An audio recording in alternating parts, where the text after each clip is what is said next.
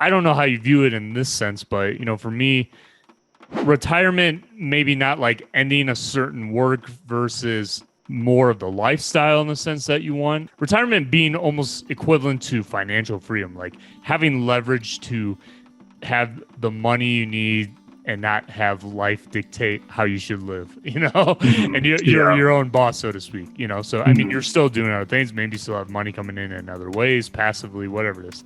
But I'm really curious, especially as it is in regards to kids, because I don't have kids myself. So for me, anything that's budgeted that's not an aspect in my wife and I's life, but for I have a lot of friends that is a huge deal. So how is it, especially with you and your wife, when you're thinking about maybe your own personal goals for that day of financial freedom, whenever that comes, and whatever that looks like, how are you tangentiating that a little bit with balancing the expenses with kids and factoring in all those issues, which are many?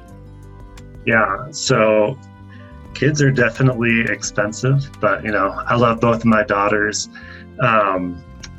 They eat a lot. That's where we've really expanded our budget. Hey, we spend a lot of money around here on food too. That's a big thing. Yeah. I mean, I would say that they probably, not really, but they consume like 20 pounds of fruit a day. So, holy wow.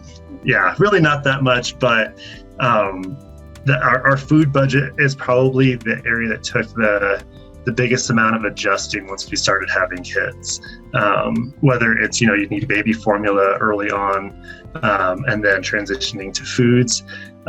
So adding them into there definitely reduce the amount of discretionary spending we had, because we still need to prioritize investing for the future. So most time when I'm talking to people, I tell them, hey, if you are building a budget, which everybody should, the top expense items should be investing and charity. And then from there, you would also add, housing, transportation, food, that sort of thing. But, those two need to be a priority. And so when we're building our budget each month, those are non-negotiables. Those have to be taken care of. So we treat them like that month expense right away, to try to make sure that it's in there and that it just doesn't disappear, because, over time, if we just forget over the next several years that investing needs to be a priority, then we'll arrive to want to retire one day and be like, okay, can we retire now, or do we need to keep working? So it has been a budget readjustment with having kids and just trying to balance that in there. We're not currently setting any money aside for like college expenses. I'm still going back and forth whether or not how much I want to put in now versus how much I anticipate I'll be making at the point where they're in college. But obviously the rising price of education is trying to make me find where's that sweet spot, where's that balance for preparing for their financial future too.